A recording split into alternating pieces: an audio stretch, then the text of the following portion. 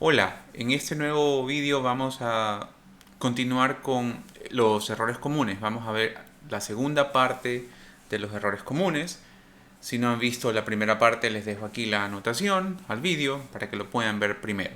En esa primera entrega hablamos de errores comunes que teníamos con las operaciones de entrada y salida de datos, variables, listas, algo de estructuras de control iterativas, ¿verdad? Es un video bastante interesante que creo que es importante que lo vean antes de continuar con este de acá. En esta segunda entrega vamos a hablar de algunos problemas comunes que encontramos cuando analizamos el trabajo de los estudiantes que recién empiezan a programar o recién están conociendo Python como lenguaje de programación. En los tópicos de NumPy, de manejo de vectores y matrices con NumPy, también vamos a hablar de algunos errores comunes en colecciones de datos, principalmente en diccionarios, y también algo relacionado con el manejo de archivos, qué errores comúnmente cometen cuando trabajan con archivos. ¿Ok? Entonces, bueno, empecemos. Hablemos de NumPy. Recordemos que para trabajar con NumPy lo primero que necesitamos es hacer un import NumPy y darle algún alias, ¿no? Típicamente se da el alias np. Creo que el principal error, no el principal error, el primer error que vemos cuando trabajamos con los estudiantes y NumPy es que no saben definir correctamente un vector y una matriz o la diferencia, ¿no? Y recuerden que es muy sencillo. Si voy a trabajar con un vector, en ambos casos necesito pasar lista de valores. np.array, ¿verdad?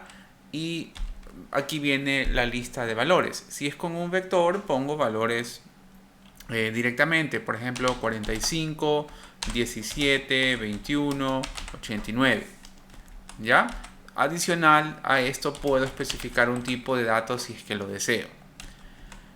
Y si voy a definir una matriz, y aquí es donde viene la equivocación o la confusión, también necesito pasar a una lista de valores, pero ahora voy a tener listas internas. Recuerden que para definir una matriz necesito definir una lista de listas, donde cada lista interna corresponde a una fila.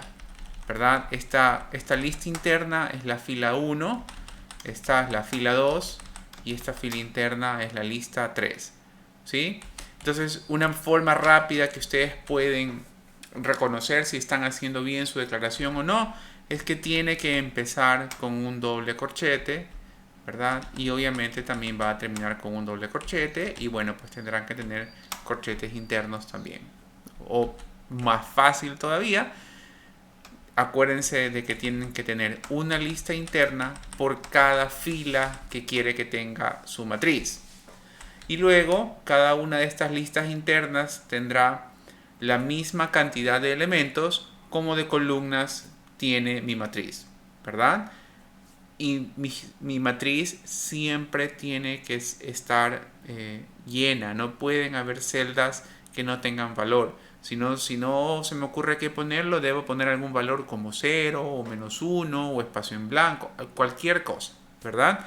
Que represente la ausencia de un valor.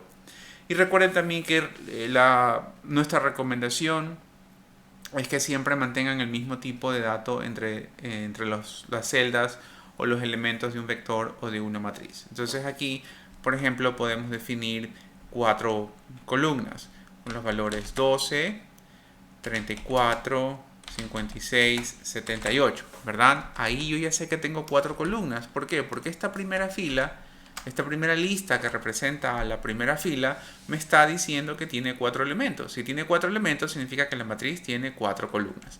Y todas las otras listas internas tendrán también que tener 4 columnas, convirtiendo efectivamente esta matriz en una matriz de 3 filas y 4 columnas.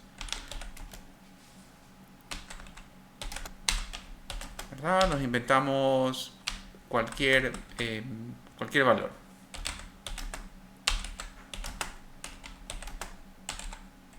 ¿Ya? Listo. Entonces, la diferencia entre haber creado un vector y una matriz, ¿no? Y básicamente se da en el utilizar una lista simple o una lista de listas, una lista anidada, para definir vectores o matrices respectivamente. Ese es el primer error. Otro error que se da en la creación de las matrices es olvidarse que NumPy tiene su propio módulo random, ¿verdad? Entonces, si yo quiero crear una matriz aleatoria, np. Si que la quiero crear de valores enteros, puedo poner randint, ¿verdad? Pero recuerden que este randint pertenece al módulo random de NumPy. Entonces, antes de usar randint, tengo que utilizar el módulo o llamar al módulo random de NumPy, y de ahí a la función randint, que es la que me va a permitir a mí crear mi matriz, ¿verdad?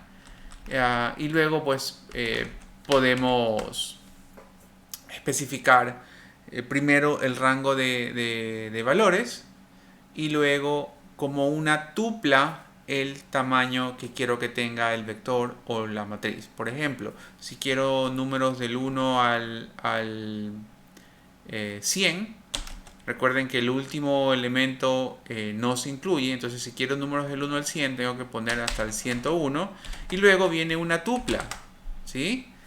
Con el tamaño, nuevamente una matriz, por ejemplo, de 5 filas y 3 columnas. Y como último parámetro, si es que quiero, puedo poner el tipo de datos, ¿verdad? Entonces, des en cuenta 4 valores para el randint. Pero lo primero es que si voy a trabajar con funciones random de NumPy, debo llamar primero al módulo random, porque solamente estamos haciendo un import de np, no estamos importando el módulo np random o numpy.random. ¿Sí? Estamos trabajando únicamente con un import NumPy, por lo tanto, cualquier otra cosa interna a NumPy tiene que ser explícitamente invocada. ¿Ya? Ok, en la creación básicamente esos son los principales problemas que vemos, ¿no? Que son un poco derivados de la falta de teoría o de revisión de la teoría, y obviamente un poquito de la práctica, ¿no? Que es comprensible, no siempre andamos creando matrices aleatorias, por ejemplo, ¿no? O qué pasa si quiero crear matrices de números aleatorios entre 0 y 1, ¿cuál es el otro método que utilizo, verdad? Entonces, claro, NumPy se caracteriza por tener muchísimas funciones, muchísimos métodos que se pueden utilizar, y, y hasta cierto punto es complicado sabérselos todos de memoria, ¿no? Pero al menos hay que tratar de tener bien claro y presente los que son más comúnmente utilizados, como randint o de pronto zeros o ones, ¿verdad? O fill, ¿verdad? Los métodos y las funciones que las explicamos en el video de NumPy. Les dejo aquí de pronto también la anotación, ¿no? Ok, recuerden entonces revisar siempre su teoría de NumPy, en general su teoría de Python para cada uno de los diferentes tópicos. ¿Ya? El siguiente error con NumPy que quisiera hablar es uno que ya había mencionado en la parte número 1, que es el listicismo. Como no conocen NumPy, como no están acostumbrados a trabajar con NumPy y no se acuerdan de todas sus funciones y todos sus métodos, ¿sí? Lo que se les ocurre es, ok, lo voy a convertir todo a lista y voy a trabajarlo como lista, ¿ya? Y este es un error, porque va a hacer que la programación sea mucho más difícil. Es preferible invertir algo de tiempo en practicar NumPy, en familiarizarse con las funciones de NumPy, que pretender en el momento de resolver un problema llevarlo a lista y trabajarlo con lista porque es lo que ya conozco. Es mejor familiarizarse con NumPy, por eso existe el módulo, porque realmente ofrece muchísimos beneficios de manipulación de valores cuando están como vectores y como matrices, que no los tienen las listas. El problema de hacerlo con listas no es que no lo van a poder resolver, lo van a poder resolver, pero les va a tomar muchísimo más tiempo, perdón, su código va a ser mucho más complejo, ¿verdad? Y es preferible aprender NumPy y utilizarlo correctamente. Ok, Listo. Entonces, siguiente error, el listicismo. Tratar de llevarlo todo a listas en lugar de utilizar las funciones de NumPy, ¿no? Entonces, des en cuenta como, solo por darles un ejemplo, si quiero hacer algo súper sencillo, si yo tengo ya sea la matriz o la matriz aleatoria, cualquiera de las dos, si yo quiero encontrar algo súper sencillo, la suma por filas o la suma por columnas, ¿verdad? Recuerden que para eso podemos en NumPy simplemente hacer uso de la función sum con axis, ¿no? Por ejemplo, podemos poner aleatoria.sum, si quiero la suma por filas, axis 1. Recuerden eso, por si acaso, esto es otro error, la confusión del axis. Axis 1, ¿qué significa axis igual a 1? Bueno, piensen en lo siguiente, piensen en pongámoslo en minúscula, fila. Si se dan cuenta que estoy cambiando la i por 1, ok. Ahora, ¿qué significa axis 0? Piensen ahora en columna. Si se dan cuenta que estoy cambiando la o por 0, con eso jamás se van a olvidar de cuándo utilizar axis 1 o cuándo utilizar axis 0. Si quieren operar por fila, utilizan axis 1. Recuerden, fila, la i, piensen ustedes como en 1. Y axis 0, columna, piensen en la o de columna, transfórmenlo en 0 y ya saben cuál es su axis, ¿sí? Vean la segunda letra de la palabra, y ahí saben cuándo deben usar un axis o el otro. Entonces, en este caso estoy sumando por filas, ¿sí? Y si quiero sumar por columnas, aleatorio.sum axis 0. Ahora, pensemos qué pasa si yo quisiera a esto hacerlo por listas, o sin necesidad de llegar a las listas, no me acuerdo las funciones y lo quiero hacer con for, ¿verdad? Ya sea que lo trabaje con una lista anidada o que lo trabaje como matriz pero sin usar las funciones de NumPy, en ambos casos va a ser el mismo trabajo. Necesito un doble for, un primer for que me permita recorrer la fila, ¿verdad? For fila in matriz, por ejemplo, ¿ya? O bueno, estamos utilizando aleatorio. For fila in aleatorio. Y luego tenemos que decir for columna in fila, ¿verdad? Estamos recorriendo cada una. O si quieren hacerlo con índices, si quieren trabajar con range, con índices, ¿verdad? For fila in range de len de aleatoria, ¿ya? ¿Sí? Bueno, para ser más exactos, deberíamos decir número de filas, número de columnas es igual a aleatoria.shape, ¿ya? Entonces aquí decimos range del número de filas y acá range del número de columnas. Se en cuenta ya que solamente ahí esto se vuelve engorroso, se vuelve tedioso andar pensando, bueno, ¿qué mismo es? ¿Esto es fila? ¿Esto es columna? ¿Cuál es la que tengo que utilizar? ¿Verdad? Ya todo eso se vuelve complicado. Des en cuenta cuántas líneas ya vamos 3 líneas. ¿Ok? For columna in range, ¿estamos bien? ¿Nos falta algo?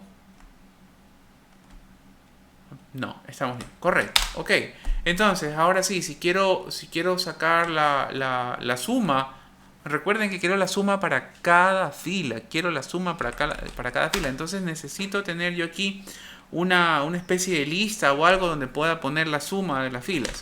Suma filas. Ok, lo voy a definir como una lista vacía. Y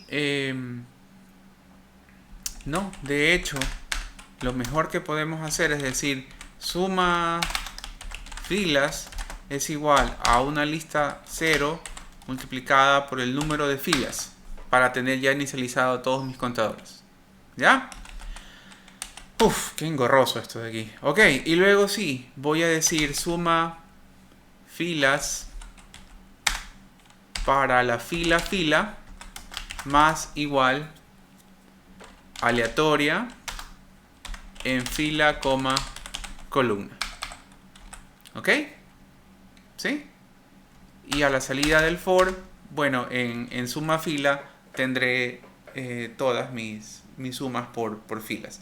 Si quiero hacer algo por columna o si quiero hacer la suma por columna es similar, pero ahora debo primero recorrer todas las columnas. O sea, el for de afuera debe hacerse, debo invertir los fors básicamente. ¿Ya? Debo invertir los fors. ¿Ya? Vamos a poner aquí suma columnas. Y por el número de columnas. Y aquí no es for fila in range, sino for columna.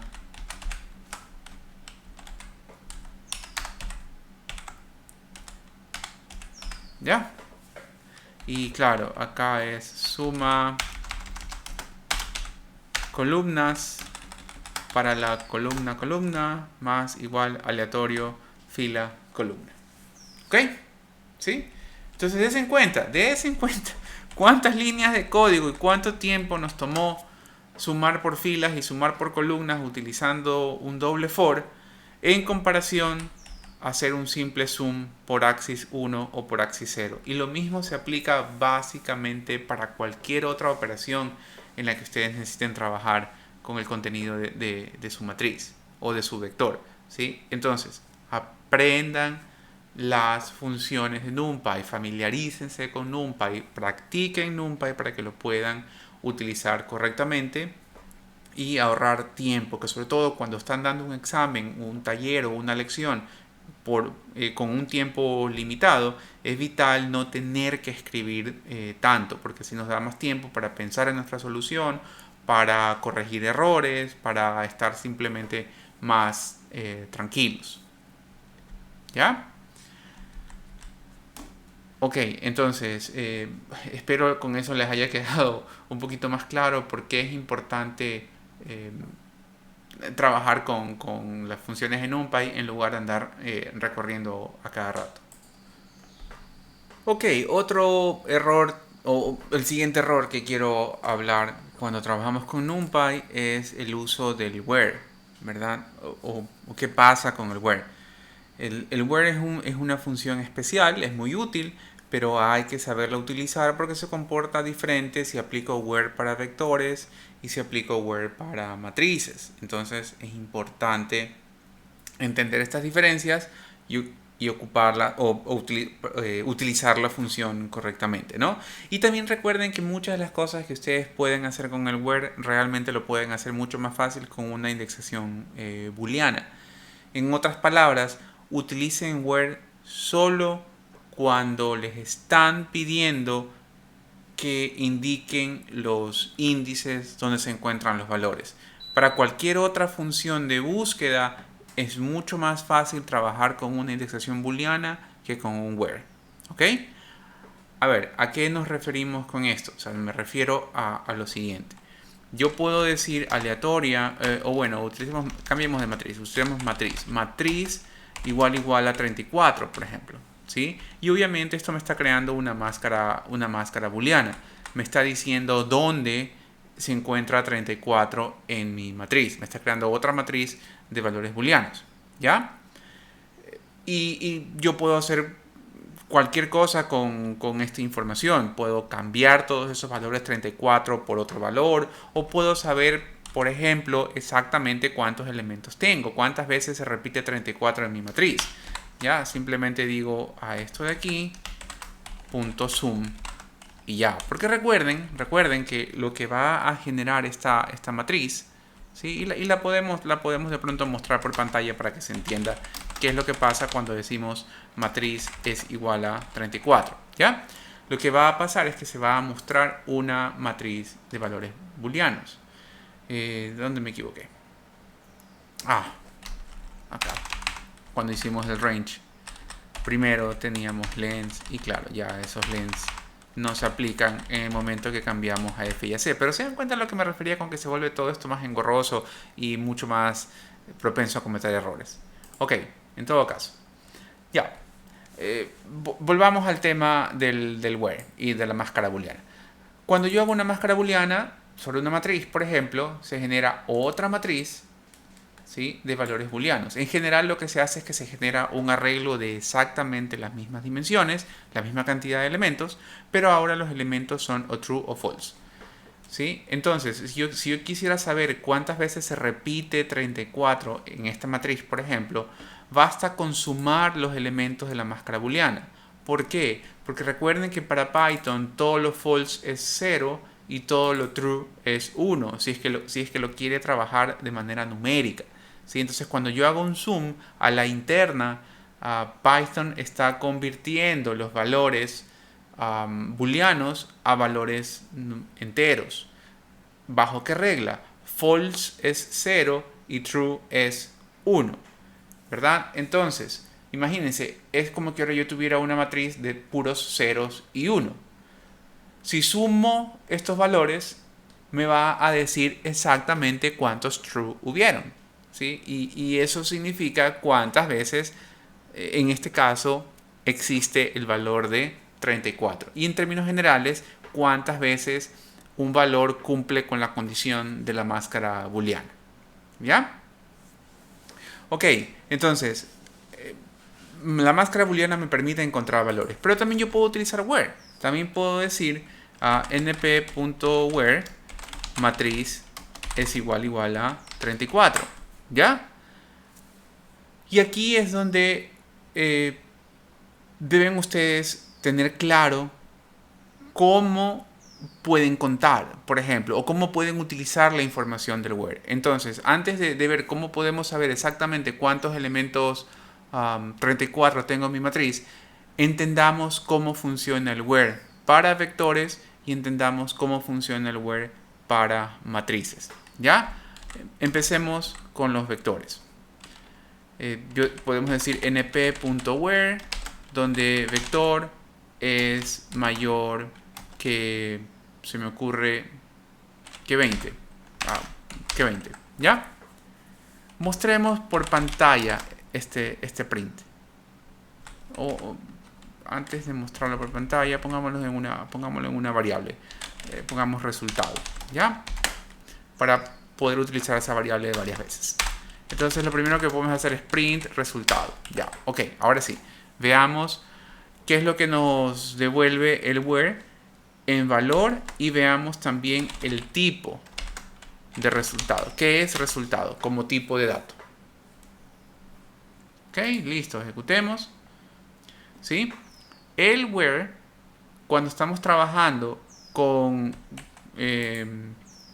un arreglo de NumPy, des en cuenta, lo que nos retorna a nosotros es una tupla. ¿Sí? El resultado del where es una tupla. ¿Ya?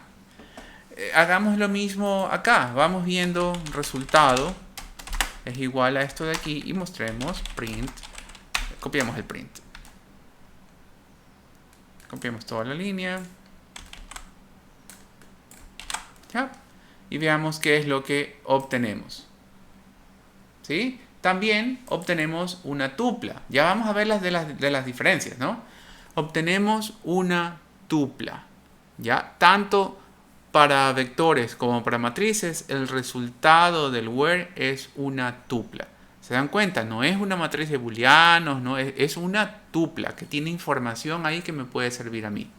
Ahora, en el caso de los vectores, me retorna una tupla de un solo elemento. Solo el primer elemento de esta tupla tiene información. ¿Y qué es lo que tiene? Tiene los índices, obviamente where retorna índices, los índices donde se cumple la condición.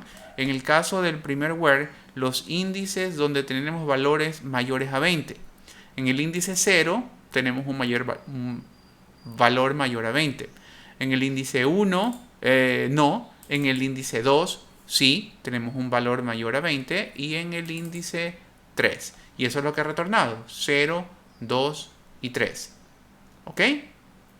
Entonces, por ejemplo, si yo quiero saber cuántos elementos son mayor que 20 en el vector, no cuáles ni dónde, sino cuántos, ¿sí? ¿Qué tengo que hacer? Print resultado de 0 para irme a este arreglo. Ojo, esto es un arreglo, esto no es una lista, esto es un arreglo de NumPy. ¿Ya? ¿Sí? Y, por ejemplo, puedo poner size. Y con eso debería decirme 3. Me debería decir que hay 3 valores mayor que 20. Vamos a ver si estamos en lo correcto.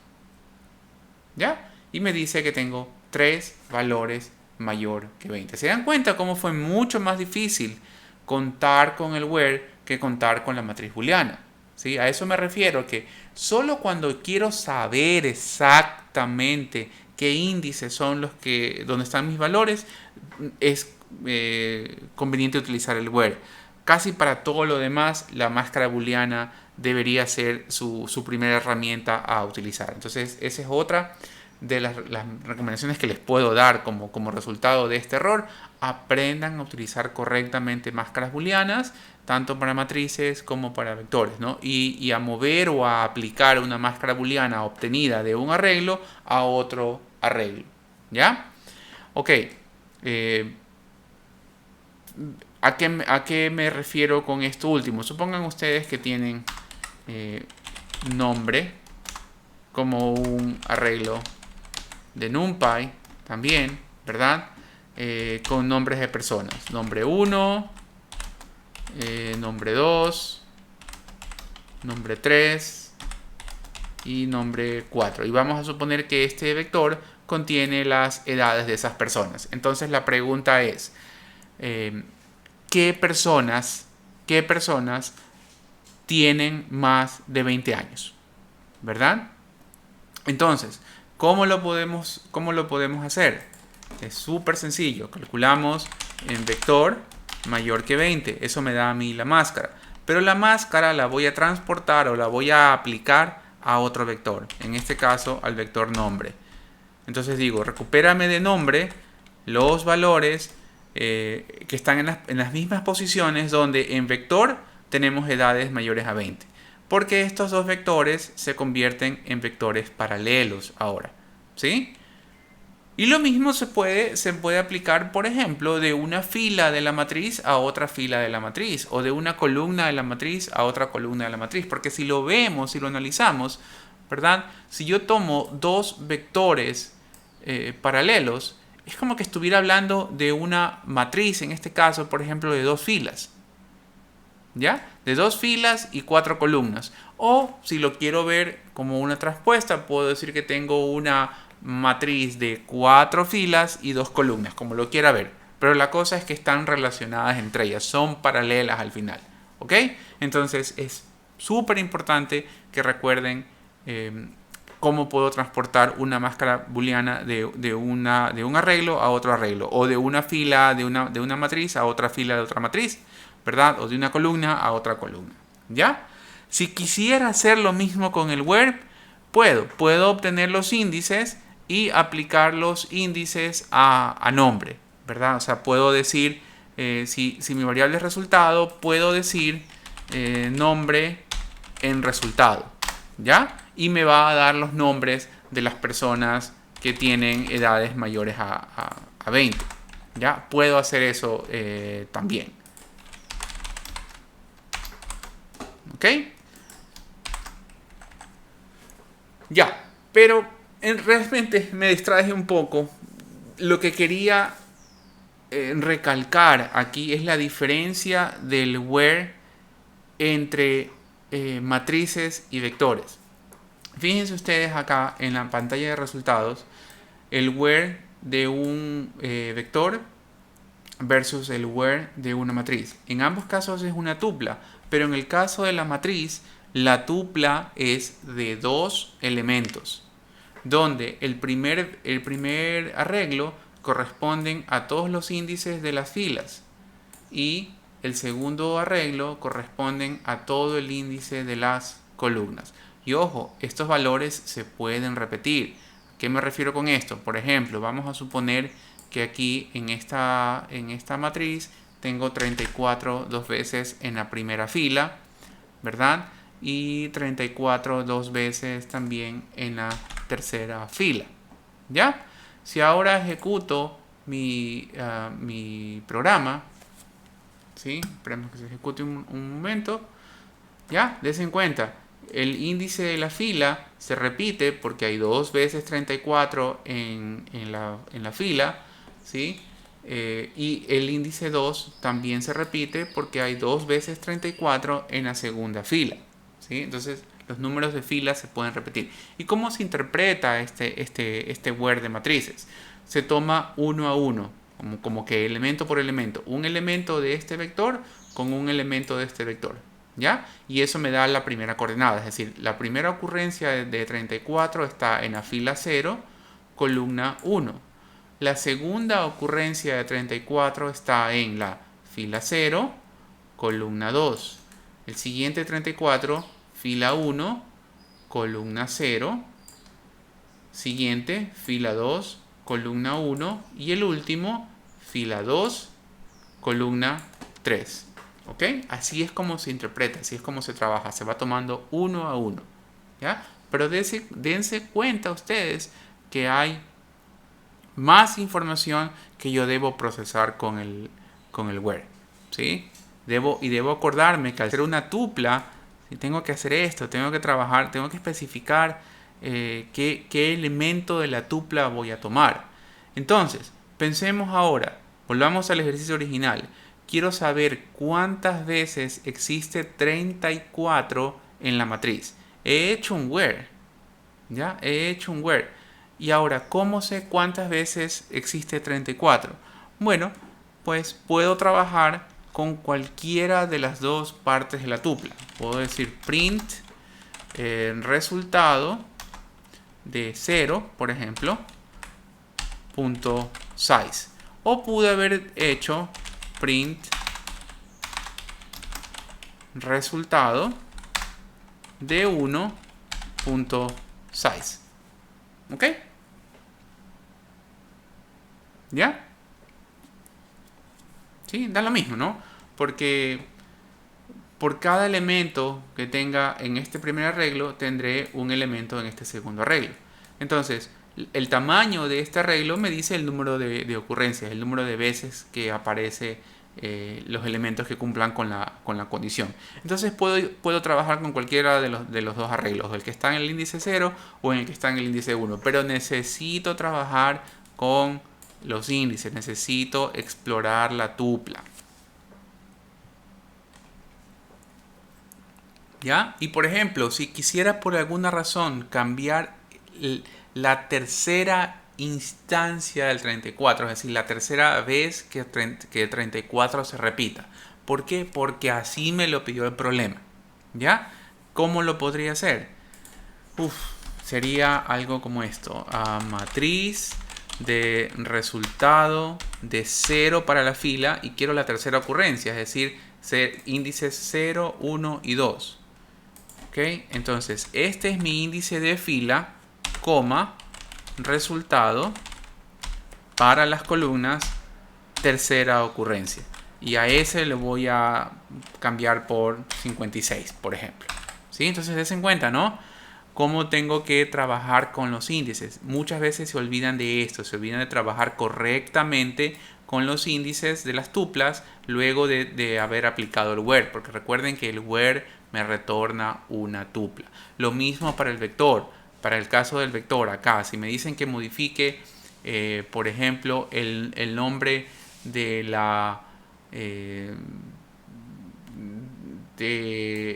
de esta persona, o bueno, utilicemos la última persona, de la última persona que sea mayor que 20. Me piden que modifique ese elemento. ¿Sí? ¿Qué tengo que hacer? Algo parecido. Tengo que decir nombre de resultado de 0 para irme a este arreglo, ¿verdad?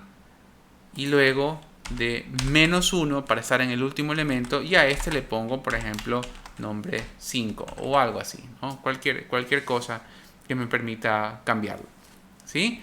Lo importante aquí, o lo que quería resaltar como error, es que cuando trabajan con el where se olvidan de que están trabajando con tuplas y necesitan utilizar esas tuplas, necesitan indexar esas tuplas. ¿Ok?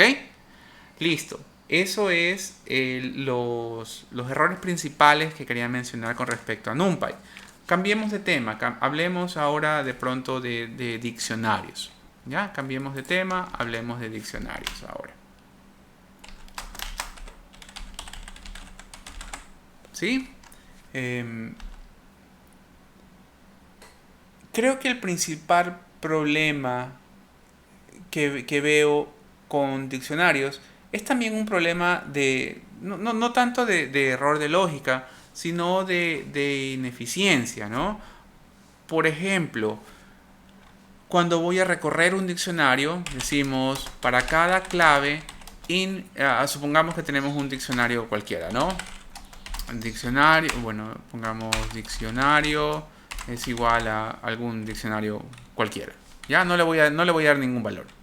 O bueno, o sea, si quieren darle algún valor, démosle clave 1 es igual a 10, clave 2 es igual a 20 y finalmente clave 3 es igual a 30. Ya, ok, listo. Entonces, para recorrer el diccionario, ¿qué decimos? For clave in diccionario. ¿Ya? Y luego puedo hacer un print clave o lo que necesite. ¿Sí? ¿Cuál es el primer error de redundancia que veo? Que aquí ponen .keys. ¿Ya? Porque quieren recorrer la lista de claves. ¿Sí? Esto es innecesario. Y los está haciendo escribir más. Esto es innecesario. Basta con que digan for clave en diccionario. Cuando ustedes se refieren al diccionario de esta manera, se están refiriendo siempre a la lista de claves, porque acuérdense de eso. La forma de trabajar con el diccionario es a través de las claves, no de los valores. Ese es el otro error, el segundo error que cometen con diccionarios.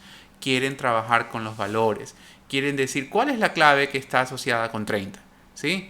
Eso claro que se puede hacer, pero de otra manera. O sea, esa no es la forma normal de trabajar con diccionarios. Los diccionarios están diseñados para que sabiendo una clave me diga el valor asociado con esa clave, no al revés, ¿sí? Entonces, recuerden que para el primer error, que es como un error de redundancia, no necesitan poner el .keys y definitivamente tampoco necesitan poner el .values, que ese es el segundo error. Por alguna razón quieren trabajar con los valores, entonces lo que hacen es llamar al diccionario.values. Tratan de hacer algo con diccionario.values. Hacen diccionario.values, ¿ya? Y luego quieren ahí hacerse patas trabajando con los valores, ¿sí? Dependiendo inclusive de la versión en la que están trabajando de Python, el orden de las claves y el orden de los valores no necesariamente es el mismo, ni están ordenados alfabéticamente, ni de mayor a menor, ni por orden de llegada. Depende de en qué versión están trabajando con Python, ¿verdad? Entonces, sí hay sus momentos en los que yo quisiera saber los valores, ¿verdad? Pero no, para empezar, son muy escasos, ¿sí? Y no es correcto tratar de obtener los valores del diccionario a través de values y ver qué hago con eso, cómo encuentro sus claves. ¿Ya? No es correcto. El otro problema que veo, que también es terrible, es el siguiente. Les dicen, por ejemplo, que trabajen con la clave 2, que recuperen el valor de la clave 2. ¿Ya? Entonces, ¿qué hacen? Hacen lo siguiente. Hacen for clave in diccionario.keys. Ya saben ustedes por ahí que va el primer problema. ¿Ya? Y de ahí dicen if clave es igual a clave 2, ¿ya? Entonces, ahora sí van a hacer algo con el valor. Por ejemplo, van a mostrar el valor por pantalla o algo así. Print diccionario de clave. ¿Ya? O lo que sea que quieran hacer con ese valor. Quieren ponerlo en una variable, quieren incrementarlo en un cierto porcentaje, quieren cambiarlo, lo que quieran, no importa. El error está en esto. ¿Se dan cuenta? Ojalá se hayan dado cuenta de por qué es el error. Y si no, chicos, todas estas tres líneas, ¿verdad? Es simplemente esto.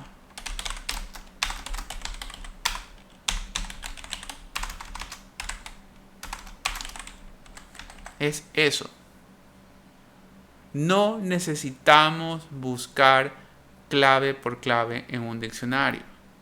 Porque recuerden que el diccionario está diseñado justamente para eso, para buscar las claves por nosotros. ¿Sí? Es como que a la interna de esa línea 54, Python está haciendo el for que empieza en la línea 50. ¿Ya? Python lo hace por nosotros. Nosotros no necesitamos escribirlo. Y si se dan cuenta, luego lo utilizan dentro del print. ¿Sí? Esto es todo lo que necesitan hacer. El diccionario, cuando tienen una clave, búsquenla directamente. O si tienen dudas de si la clave existe o no, pueden hacer un if clave 2 in diccionario. Y nuevamente, aquí no es necesario poner diccionario.keys, porque recuerden que cuando nos referimos al diccionario de esa manera, cuando hacemos un in diccionario, estamos hablando de las claves, no de los valores. ¿Ya? Siempre estamos hablando de las claves. Entonces, si tienen dudas de pronto de que la clave exista o no en el diccionario, pueden hacer eso. ¿Ya? O, si ya saben, si ya dominan el get, pueden hacer algo como esto. Print diccionario.get clave 2, clave no existe. De esa manera, si la clave 2 existe, nos dará el valor asociado con la clave y lo mostraremos por la pantalla. Y si no existe, nos dará el mensaje de error, clave no existe. Y ya. Recuerden que esta línea 57 es equivalente a hacer algo como esto. Else print clave no existe. ¿Ya?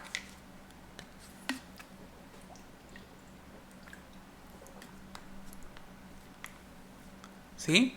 Recuerden, muy pocas veces creo que en algún examen o de pronto esto es más común en trabajos tipo proyectos o talleres en los que ustedes tienen acceso a otros recursos, se les pide trabajar con diccionarios ordenados. Y a veces, por ejemplo, se les pide que muestren la información del diccionario ordenada por valores. Entonces, nuevamente, la solución no es hacer una lista con los valores,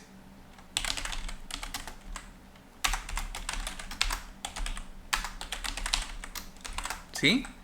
Y luego ordenar esta lista de alguna manera, valores.sort, ¿ya? Sí, efectivamente, con eso voy a ordenar los valores, pero eso no tiene ninguna injerencia, no influye para nada en el orden en el diccionario, ¿sí? Aquí tendré una lista de valores ordenados, sí, perfecto, pero eso no tiene ninguna, no guarda ninguna relación con, por ejemplo, las claves, ¿ya? Eso no lo puedo hacer así. Para eso hay, y por eso les decía que normalmente trabajamos con esto cuando ustedes tienen más tiempo. Para eso se utiliza, por ejemplo, funciones lambda junto con sort. O sea, hay maneras de ordenar el diccionario por claves o por valores utilizando funciones sort combinadas con funciones lambda, ¿sí? Que se los dejo aquí como recomendación para que vayan a averiguar. Recuerden que siempre me gusta dejarles cosas para que ustedes vayan a averiguar. Averiguar cómo ordenar un diccionario por claves o por valores, ¿verdad? Y recuerden que la pista para esto es funciones lambda. ¿Ok?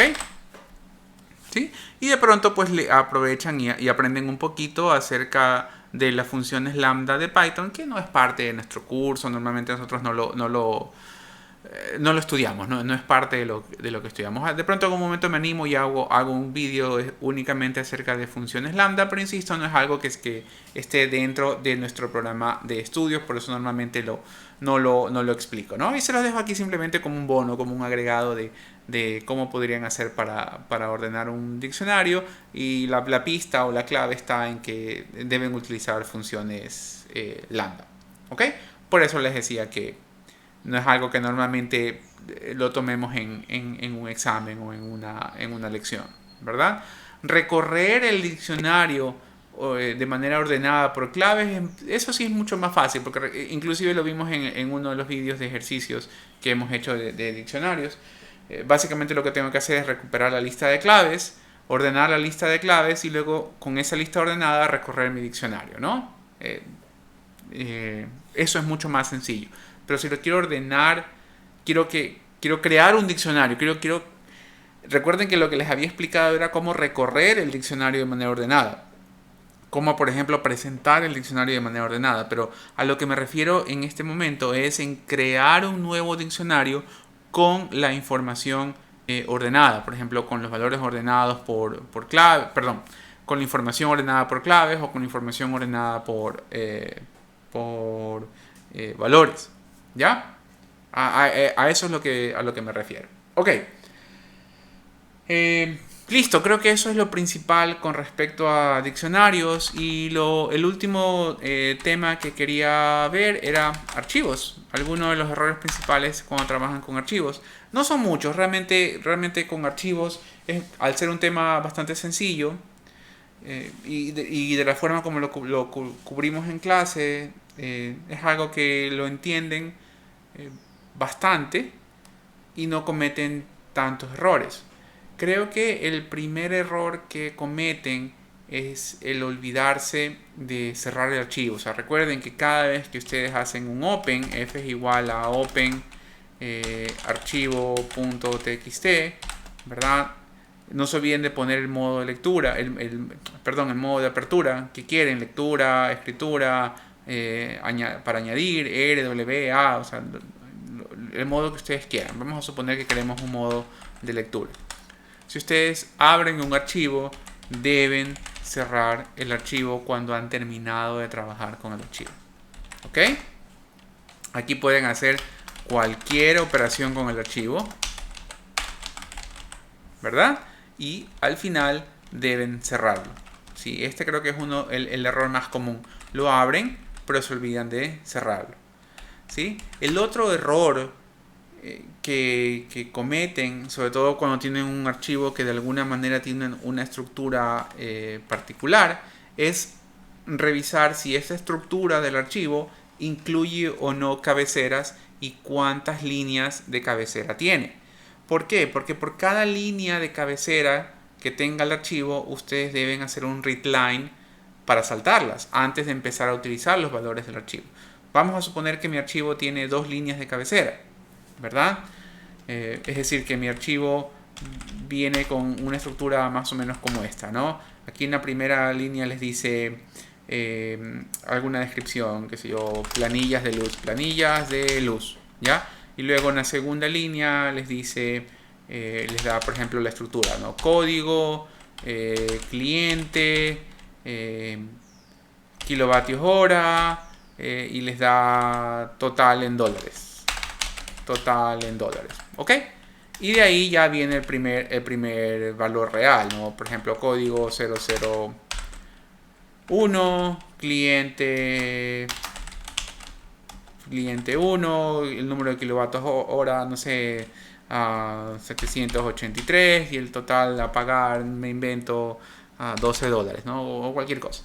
¿Ya? Y de ahí viene el siguiente cliente 2, ¿verdad? 942 y total a pagar, no sé, 16. ¿Ya? Y recuerden, cada vez que aparecen estos puntos suspensivos, de estos 3 puntos en una lista, en un archivo, en lo que sea, en una matriz, significa que hay más elementos. ¿Ok? No sabemos cuántos elementos. No podemos asumir que solo hay 2 clientes. Tampoco podemos asumir que los clientes vienen en orden.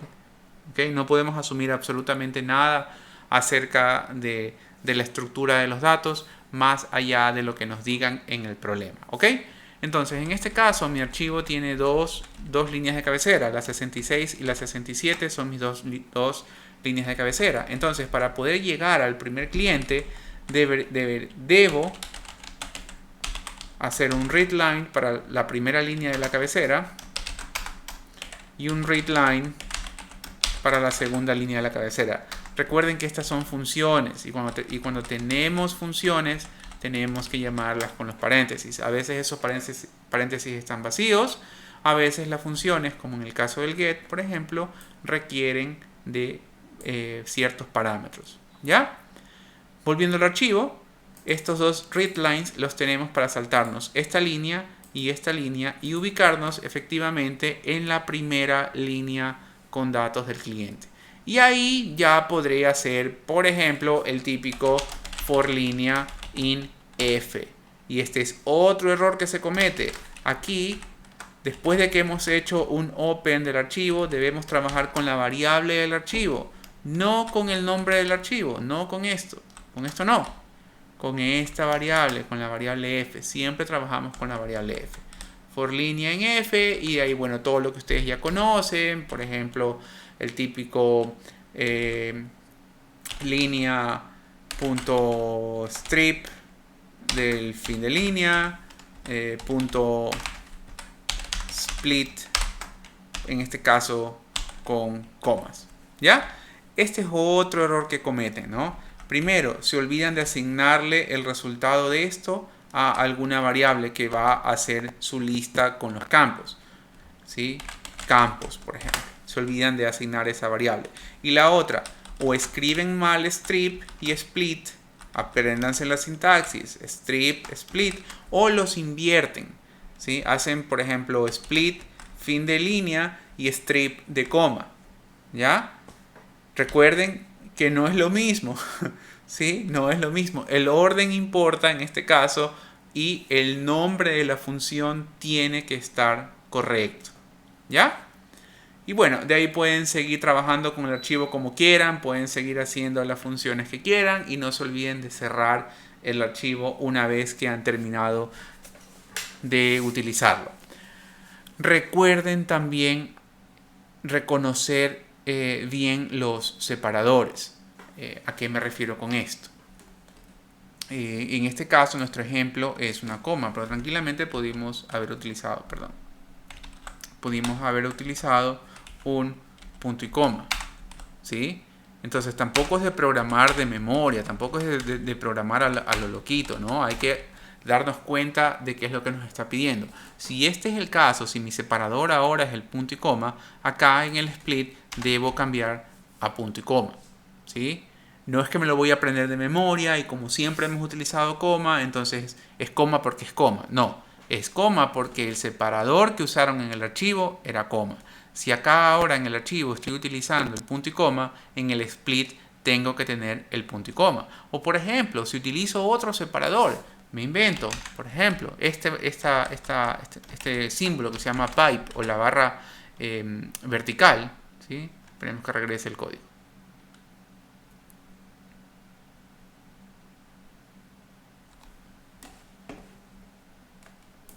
¿Sí? Si tengo ahora la barra vertical, ¿dónde está? Aquí. ¿Sí? En todas mis líneas obviamente va a ser lo mismo, si no el archivo está mal creado. ¿Sí? Si ese es ahora el caso, el código que está abajo no funciona. ¿Por qué? Porque estoy utilizando otro separador, un separador diferente. ¿Ya? Para que esto sea correcto, debo trabajar con el separador, con el mismo separador que estaba en el archivo. ¿Sí? Y finalmente, hay momentos en que ciertos campos tienen adicional a esto otro separador. ¿Ya? Por ejemplo, vamos a suponer aquí que me piden dividir los nombres de los clientes. ¿Ya? Vamos a suponer que este es el nombre y que este es el apellido. Este es el nombre y este es el apellido. Entonces, yo necesito primero hacer esto. Dividir mi línea en cada uno de los campos. Ahora, yo sé que el nombre es de la lista resultante es el campo 1. Entonces, a campo 1 puedo decir nombre, apellido es igual a campos 1 punto split y ahora en este caso mi siguiente separador. ¿Cuál es mi siguiente separador? El espacio en blanco. Y con eso habré recuperado el nombre y el apellido, por ejemplo. Es decir, un campo dentro de un archivo de texto puede tener un segundo separador, ¿verdad? Entonces, ¿qué es lo correcto? Lo correcto es, ese es otro error que encontramos, lo correcto es primero separar por campos con el símbolo apropiado, en este caso el pipe. Y luego trabajar con el campo que quiero, con el campo específico, en este caso campos 1, y volverlo a hacer split con el siguiente separador. ¿Ya? Y no se olviden, como último error, no se olviden, si quieren trabajar con los valores numéricos, tienen que convertirlos a los tipos de datos, ¿verdad? Y aquí es donde vemos un error típico, que lo tratamos en el vídeo anterior. Quieren convertir estos campos a enteros. Entonces, por ejemplo, algunos van de frente y dicen, acá en el código van de frente y dicen int campos, ¿verdad? Ya ustedes saben que eso es un error, porque no puedo convertir yo una lista a enteros directamente, ¿no? Y los que son un poquito más... han entendido un poquito más la lógica de lo que está pasando, dicen, no, es que yo solamente quiero los dos últimos campos, entonces voy desde el índice 2 hasta el final, porque quiero campo 0, 1, desde el 2 hasta el final, ¿ya? Pero es lo mismo, esto de aquí sigue siendo una lista y no puedo convertir una lista directamente a enteros, ¿verdad? ¿Qué es lo que tengo que hacer? Bueno, recorrer cada uno de los elementos de la lista que deseo cambiar y cambiarlos manualmente, ¿verdad? O la otra es utilizar el método asType de NumPy, ¿verdad? Para convertir de un tipo de dato a otro tipo de dato, ¿sí? Recuerden que podemos nosotros decir algo como np.asType.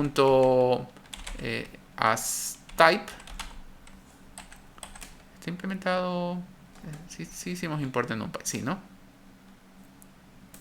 ¿Verdad? Y cambiarlo a entero. ¿Sí? Y claro, este resultado lo debemos asignar en alguna otra, en algún otro numérico, por ejemplo, numéricos o no sé, valores numéricos, ya, algo así. Alguna otra lista. Ahora recuerden que esto lo que me está a mí retornando es un vector de NumPy, así que si deseo, debo convertirlo, debo convertirlo nuevamente a lista, ¿ya? Para tener una lista con mis valores numéricos, si es que deseo. O la otra es un for, recorrer con un for los elementos de la lista y cambiarlos uno por uno o cambiarlos manualmente diciendo, por ejemplo, kilovatios hora es igual a int campos 2 y total de dólares es igual a int campos 3, ¿verdad? O sea, varias opciones, o con for, o con manualmente, o en una sola línea, mucho más rápido, un asType de NumPy. Pero obviamente para eso necesito saber NumPy, necesito haber entendido la teoría de NumPy, necesito haber practicado NumPy lo suficiente como para saberme exactamente cómo trabajan cada una de las funciones. ¿Ok? Bueno, esta ha sido la segunda parte, espero les haya servido, espero haya sido de utilidad. Recuerden, como siempre, darle un like al vídeo si es que les ha gustado, dejar sus comentarios también, sus preguntas, si es que tienen algún otro error común que deseen que lo incluya, por favor déjenlo en la sección de comentarios, yo los revisaré, los leeré y puedo con eso crear una tercera entrega, una tercera parte de esta serie de errores comunes, ¿no? También déjenme saber por favor en los comentarios si les gustaría que tenga en cambio un vídeo acerca de tips o pautas o de consejos interesantes para programar más rápidamente, como por ejemplo lo del asType para cambiar los tipos de datos de una lista de, por ejemplo, strings a enteros. Cosas así, ¿verdad? Si les gustaría también que haga un vídeo con esos tips o con esos consejos, háganmelo saber en los comentarios y lo podría planificar para una futura entrega.